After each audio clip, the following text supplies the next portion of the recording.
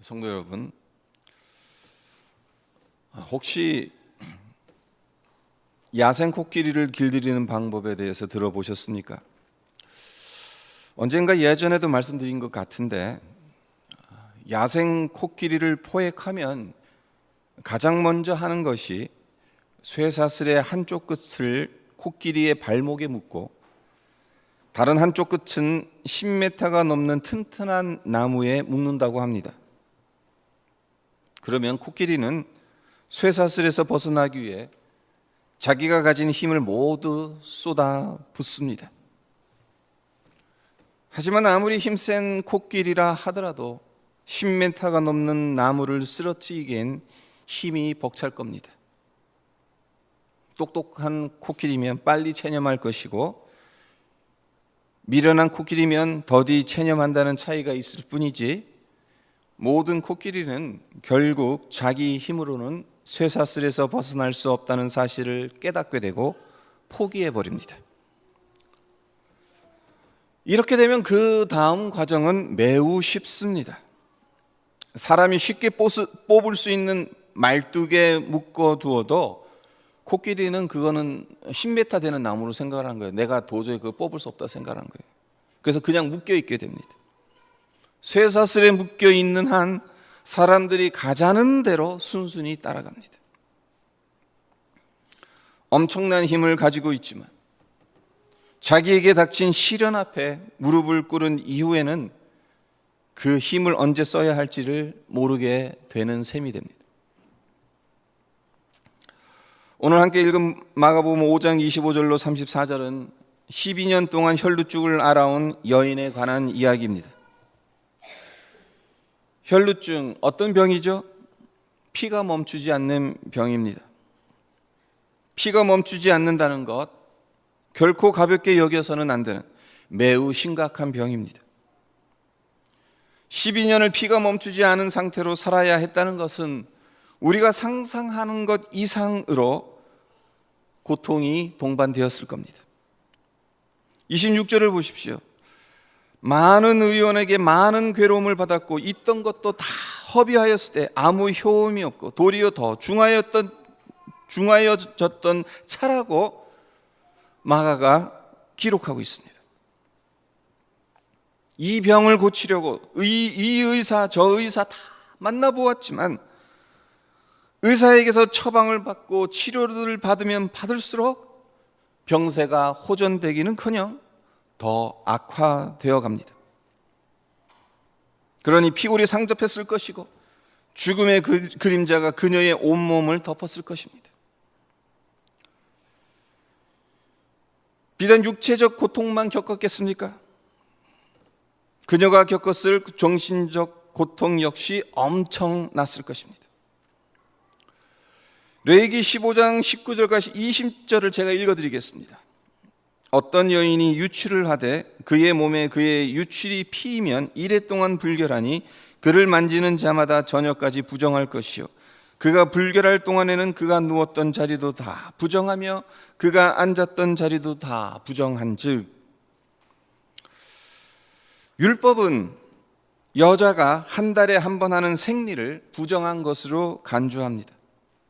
그래서 그 기간 동안 7일 동안은 사회생활에 제약을 받게 됩니다. 그를 만지는 자는 저녁까지 부정한 자로 간주되고 그가 누웠던 자리, 앉았던 자리도 부정하게 돼요. 오늘날 현대인들의 눈으로 봤을 땐 이런 법이 있나 생각이 들 정도죠. 그런데 지금 12해를 혈루증을 앓고 있는 이 여인은 하루도 빠짐없이 생리를 하는 것이라고 말할 수 있는 거예요. 따라서 매일 그것도 12년을 부정한 자로 취급받으며 살아올 수밖에 없었다는 겁니다. 그래서 이 여인을 아는 사람들은 가능하면 그녀와 옷깃도 스치지 않으려고 했을 것입니다. 잘못하다가 내가 부정한 자가 되니까. 남편도 떠났을 것이고 주위의 이웃들도 그를 멀리 했을 것입니다. 정상적인 인간관계를 맺을 수 없고 어딜 가도 환영받지 못하고 12년을 살아야 했으니 그 정신적 고통은 이루 말할 수 없었을 것입니다.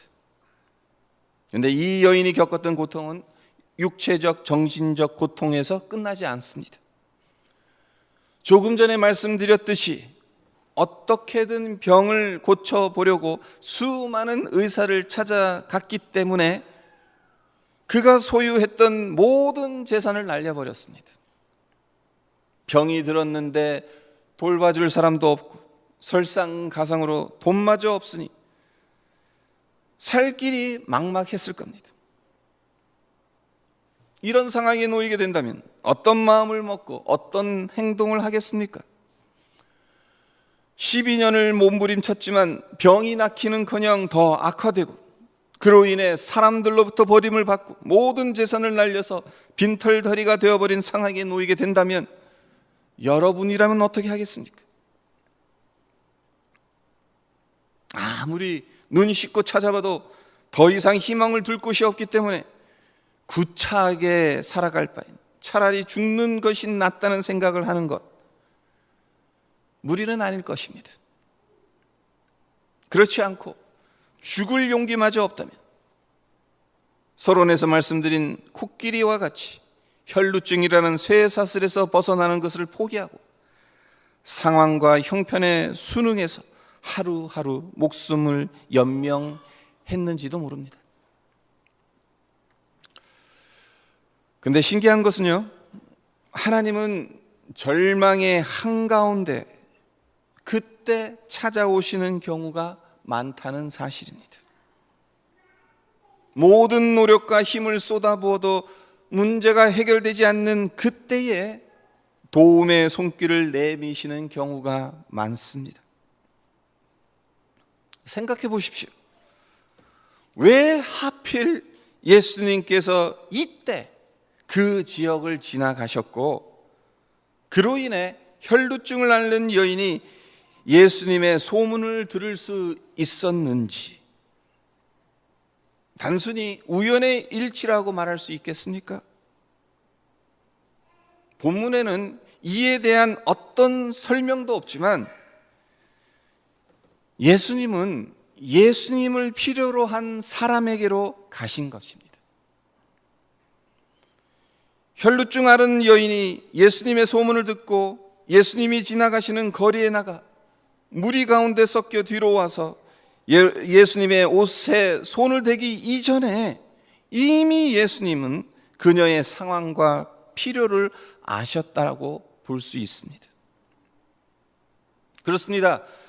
우리 주님은 우리가 해결할 수 없는 문제를 해결해 주시려고 우리를 찾아오시는 분입니다. 주님이 그 자리에 오셨기 때문에 혈루증 앓는 여인이 주님께로 나아갈 수 있는 기회를 얻었던 것처럼 주님이 이곳에 계시기 때문에 우리가 주님께 나와 주님의 도움을 구할 수 있는 것입니다. 여기에 믿음의 신비가 있는 겁니다. 우리 생각엔 내가 주님을 믿은 것처럼 보이죠. 하지만 주님께서 먼저 나를 찾아오시지 않았다면 나는 주님을 믿고 싶어도 믿을 수 없었을 겁니다. 주님께서 우리에게로 먼저 오셨기 때문에 우리가 주님을 믿을 수 있게 되었다는 것, 얼마나 크고 놀라운 은혜인지 모릅니다.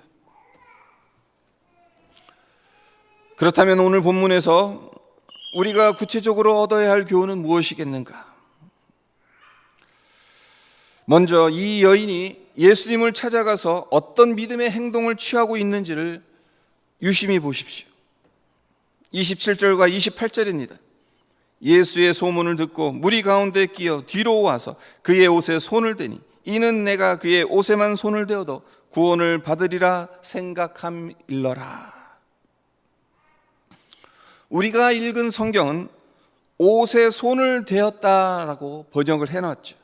그래서 이 여인이 예수님의 옷을 살짝 만진 것처럼 생각하기 쉽습니다. 하지만 헬라어 원어로 보면은 살짝 만진 게 아니에요. 예수님의 옷을 꽉 움켜쥐었어요. 예수님을 절대로 놓치지 않겠다는 결사적인 행동을 취하고 있는 겁니다. 얼마나 절박하였으면, 얼마나 간절하였으면 주님의 옷을 꽉 움켜쥐고 놓지를 않았던 겁니다. 구약에 이와 비슷한 행동을 했던 유명한 인물이 있죠. 야곱입니다. 야곱이 야복 강가에서 날이 새도록 하나님의 천사와 씨름할 때 천사가 야곱의 엉덩이 뼈를 쳐서 부러뜨렸는데도 야곱이 어떻게 합니까? 창세기 32장 26절을 읽어드립니다. 당신이 내게 축복하지 아니하면 가게 하지 아니하겠나이다. 하나님의 천사를 끝까지 붙들었어요. 지금 야곱은 엉덩이 뼈가 부러진 상태입니다. 엉덩이 뼈가 부러지면 다리에 힘을 줄 수가 없어요. 서 있을 수가 없습니다. 손가락 뼈 하나 부러져도 사실 하늘이 노래지잖아요. 근데 상체와 하체를 연결하는 이 엉덩이 뼈가 부러졌다면 그 고통은 말로 표현하기 힘들 만큼 극심했을 겁니다. 그런데도 야곱은 천사의 옷자락을 놓지 않습니다. 꼭 움켜졌어요. 그러니까 서 있을 수 없으니까 어떻게 보면 이렇게 매달리는 거예요. 옷을 꼭 잡고 매달리면서 다리에 하나도 힘이 없는데 질질 끌려가면서도 한마디로 놔라 그런데도 아닙니다. 축복하실 때까지 저는 절대로 놓지 않습니다.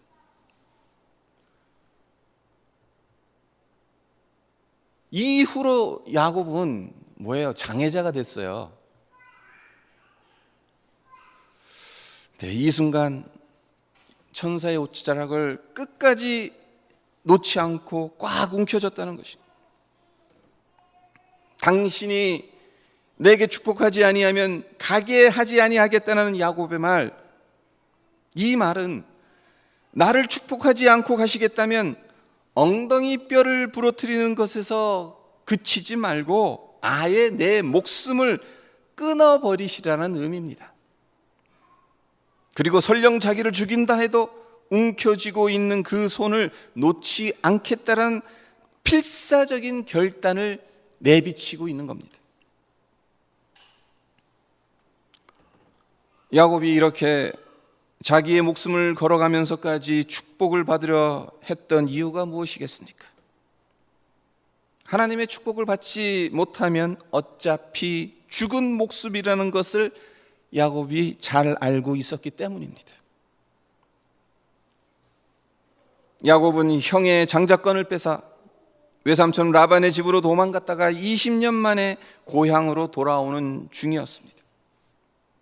그런데 앞서 보낸 정탐꾼의 보고가 형 에서가 400인을 거느리고 야곱을 만나러 온다는 것이었어요. 환영하러 오는 것이면 400명이나 데리고 올 필요가 없다라는 생각을 할 수 있잖아요. 400명은 군대잖아요, 군대. 왜 400명을 거느리고 나를 지금 만나러 오는 걸까? 당연히 야곱으로서는 형이 자기를 죽이려고 복수하러 온다고 생각할 수밖에 없었을 겁니다. 그래서 그가 내린 결정이 뭡니까? 가족들을 모두 피신시켜요. 그리고 야복 강가에 혼자 남아서 배수의 진을 칩니다. 그러니까 이때만 하더라도 형 에서와 단판을 짓겠다는 거죠. 내 가족들은 다 살리더라도 형이 아직 화가 안 풀려서 나를 죽이려면 나만 죽이라는 거예요. 내 재산과 내 가족들은 살리려고 한 거예요. 하나님의 천사를 만날 것이라고는 아마 상상을 못했을 거예요. 야복 강가에서 에서와 배수의 진을 치는 거예요. 근데 그곳에서 하나님의 천사를 만나게 됐습니다. 그리고 하나님 살려주십시오. 하나님 축복해 주십시오. 그렇지 않으면 어차피 죽을 목숨입니다. 그러니 하나님께서 축복하시기 전에는 이 손을 절대로 놓지 않겠습니다 라며 필사적으로 씨름을 했던 것입니다. 야곱과 혈루증 앓은 여인, 두 사람에게서 발견되는 공통점이 무엇입니까? 하나님 아니면 자신의 문제를 해결할 수 없다는 사실을 깨달았기 때문에 하나님을 꽉 움켜쥐었다는 것입니다. 하나님이 축복하시면 아무리 형이 자기를 죽이려 달려들어도 살 길이 있을 것이라고 믿었고, 주님의 옷을 움켜잡기만 하면 그 어떤 유명한 의사도 고치지 못했던 12년 된 고질병을 고침받을 것이라고 믿었다는 것입니다. 네, 믿음을 인간의 관점에서 정의하자면 주님을 꽉 움켜쥐는 것이라고 정의할 수가 있어요. 주님에게서 그래 내가 졌다, 내가 축복해 주마라는 말씀이 나올 때까지 주님을 옴짝달싹 못하게 붙잡는 것이고, 주님에게서 능력이 나갈 정도로 주님의 옷자락을 꽉 움켜쥐는 것이 믿음인 것입니다. 우리는 어떻습니까? 어떤 일이 일어났을 때 설렁설렁 기도하다가 응답 안 되면 하나님께서 이 기도는 응답하시지 않나 보다라며 쉽게 포기하지는 않습니까? 믿음 없이 교회 출석하고 기도하고 말씀 듣고 예배 드린 적은 없습니까? 이 시대의 성도들이 회복해야 할 가장 중요한 것은 주님의 옷자락을 꽉 붙잡는 결사적인 간절함은 아닐까 하는 생각을 해봅니다. 언제부터인지는 모르겠지만 주님 외에는 도움의 손길을 구할 데가 없다는 간절함이 사그라진, 굳이 주님이 아니어도 이 세상을 살아갈 수 있는 방편들이 많아서 그런지 몰라도 주님 앞에 목숨 걸고 믿음의 씨름을 하는 경우가 점점 줄어들어 갔다는 생각을 지울 수가 없습니다. 아무쪼록 여기 계신 성도님들은 이런 시대적 풍조에 휩쓸리지 말고 믿음의 간절함, 주님 외에는 다른 어떤 것으로도 도움을 받을 수 없다는 간절함으로 주님 앞에 서기를 기원합니다. 오늘 본문 말씀에서 한 가지 더 상고하고자 하는 바는 여인의 믿음을 보고 예수님께서 하신 말씀입니다. 34절을 보십시오. 주님께서 이렇게 말씀하십니다. 예수께서 이르시되 딸아, 내 믿음이 너를 구원하였으니 평안히 가라, 내 병에서 놓여 건강할지어다. 주님 보시기에 혈루증을 앓은 여인이 얼마나 기특하셨으면 딸이라는 표현을 쓰셨을까요? 모두들 부정하다고 피하던 여인입니다. 남편으로부터도 버림을 받았던 여인입니다. 그래서 따뜻한 말 한마디 들어본 적이 없었을 여인입니다. 그런 여인에게 주님은 자상한 아버지처럼 딸이라고 불러주십니다. 그렇습니다. 어떤 죄가 있든 어떤 문제가 있든 설사 율법이 부정한 자로 단정 짓는다 하더라도 주님께서는 믿음으로 주님께 나오는 자를 당신의 아들과 딸로 받아주십니다.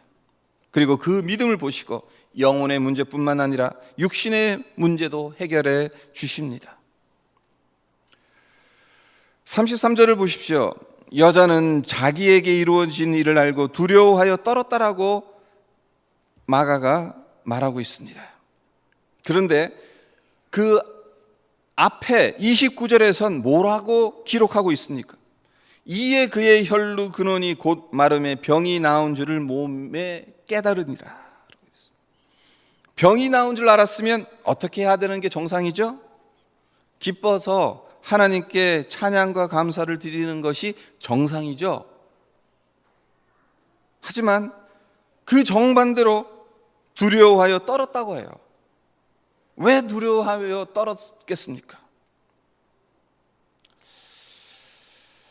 아마도 자기가 몰래 한 짓이 발각나서 두려움에 떨었을 거라는 생각을 해봅니다.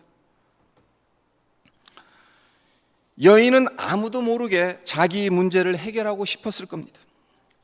그래서 무리 가운데 섞여 뒤로 와서 주님의 옷을 몰래 움켜쥐었던 것입니다.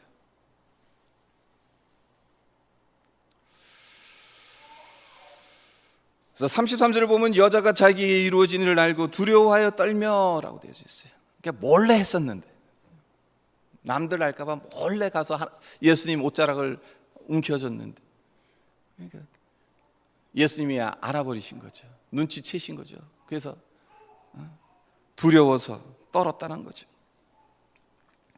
하지만 이보다 더 중요한 이유가 있습니다.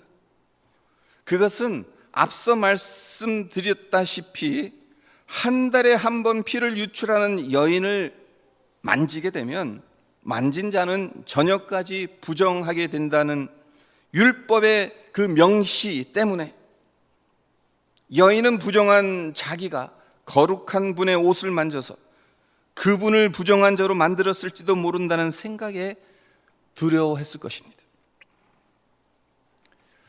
이런 생각이 그녀만의 생각이었을까? 우리 한국 사람들도 이런 말을 흔히 하지 않습니까?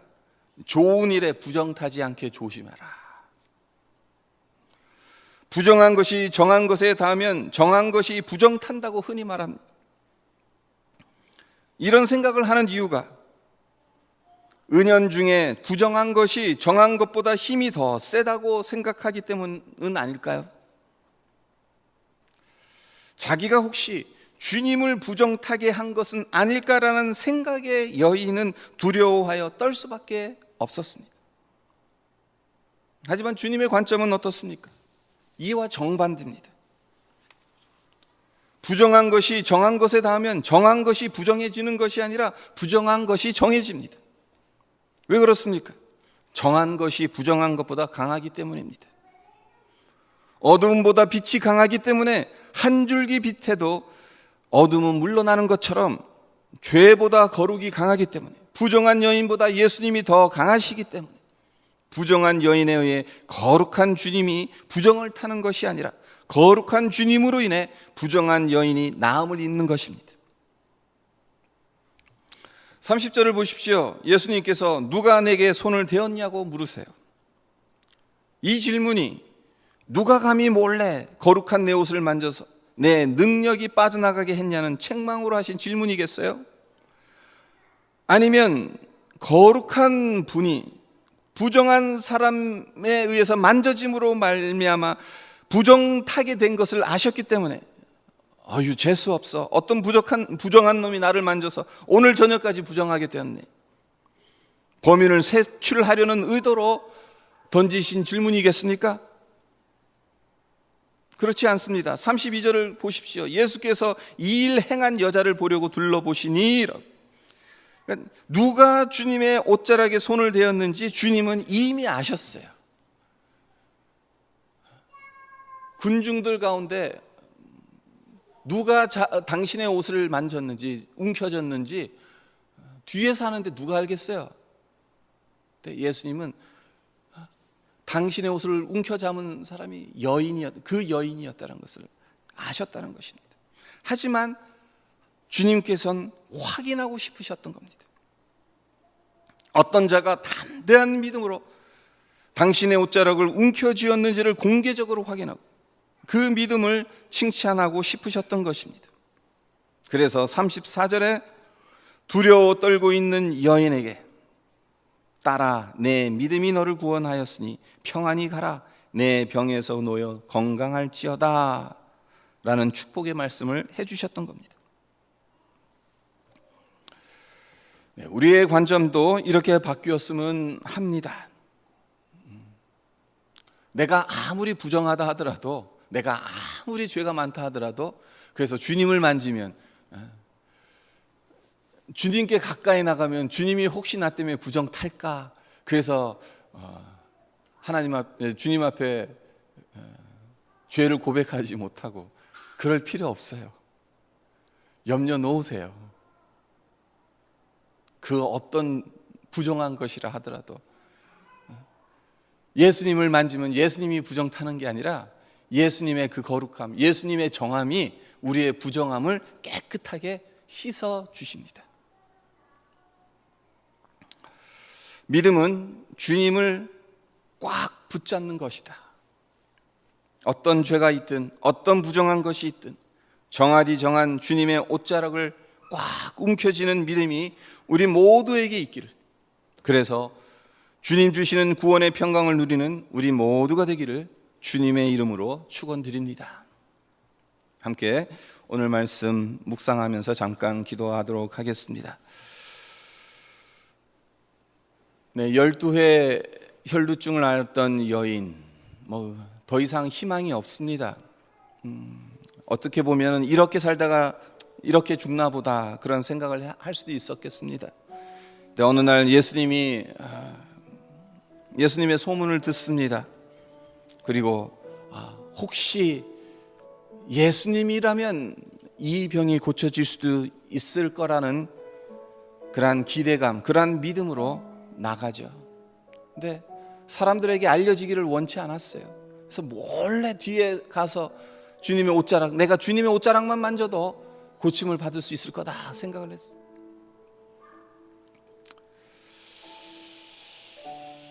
믿음은 주님을 꽉 붙드는 것이다, 이 말씀을 드렸습니다. 우리가 주님을 믿는다고는 하지만 얼마나 주님을 꽉 붙들고 있는가 우리가 한번 생각해 보았으면 합니다. 야곱이 천사와 씨름을 했을 때 엉덩이 뼈가 부러졌음에도 불구하고, 그래서 일어설 수 없는데도 그 극심한 고통 한가운데서도 당신이 나를 축복하시지 않는다면 절대로 이 손을 놓치지 않겠다라고. 하나님, 우리에게 이 믿음의 간절함, 정말 주님을 꽉 붙들고야 만다는 이 간절함 우리에게 허락해 주십시오. 그래서 남들은 다 안 된다라고 여길 때 주님 꽉 붙들어서 주님이 축복해 주시면, 주님께서 고쳐주시면 다 이 모든 문제들이 해결될 수 있다라는 그 믿음으로 주님 앞에 설 수 있게 해주십시오. 우리와 함께 그렇게 기도하는 시간이 되었으면 합니다. 기도드리겠습니다. 아버지 하나님, 감사합니다. 우리가 주님 앞에, 아버지 하나님, 우리의 믿음을 주님이 어떻게 보시는지 아버지 하나님 우리가 생각하기를 원합니다. 12해 동안 아버지 하나님 혈루증을 알아